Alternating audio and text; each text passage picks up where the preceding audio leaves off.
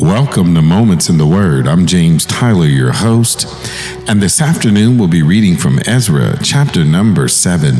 verses 11 through 26. Now this is the copy of the letter that the King Artaxerxes gave unto Ezra the priest, the scribe, even a scribe of the words of the commandments of the Lord and of his statutes to Israel. Artaxerxes, king of kings, unto Ezra the priest, a scribe of the law of the God of heaven, perfect peace, and at such a time I make a decree that all they of the people of Israel and of his priests and Levites in my realm, which are minded of their own free will to go up to Jerusalem, go with thee, for as much as thou art sent of the king and of his 7 counselors to inquire concerning Judah and Jerusalem, according to the law of thy God, which is in thine hand, and to carry the silver and gold which the king and his counselors have freely offered unto the God of Israel, whose habitation is in Jerusalem,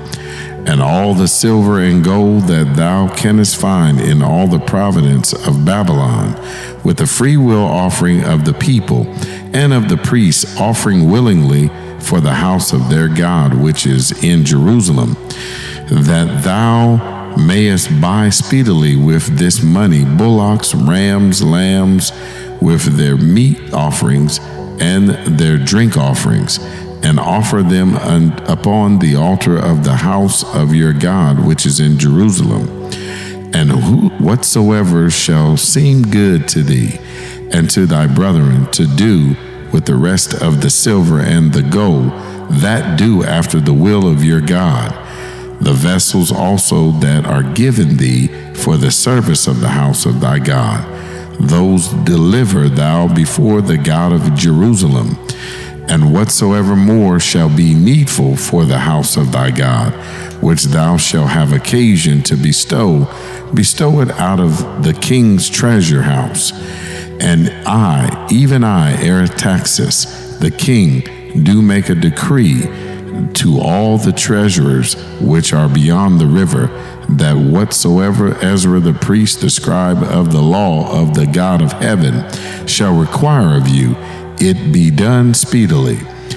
unto 100 talents of silver, and 200 measures of wheat, and 200 baths of wine, and 200 baths of oil, and salt without prescribing how much.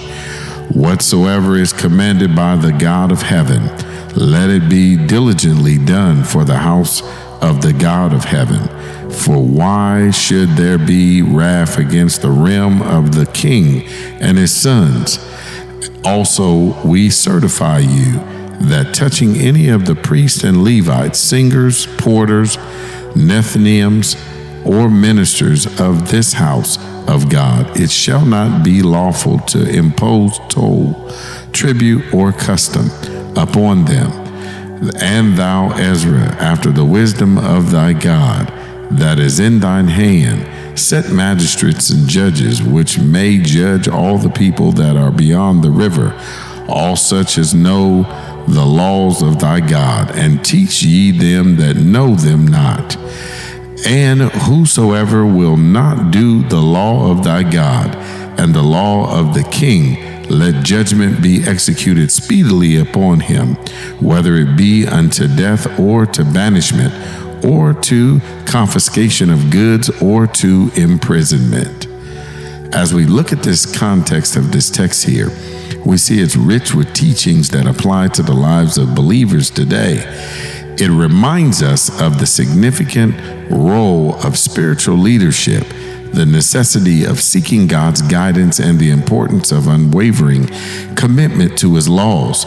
Through the example of Ezra, believers are inspired today to strive for spiritual renewal, actively engage in their faith, and build strong, supportive communities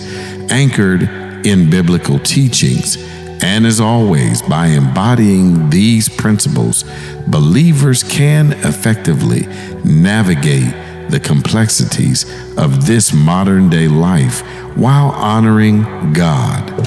I'm James Tyler, coming to you live from the Castle Studios. And welcome again to Moments in the Word. God bless.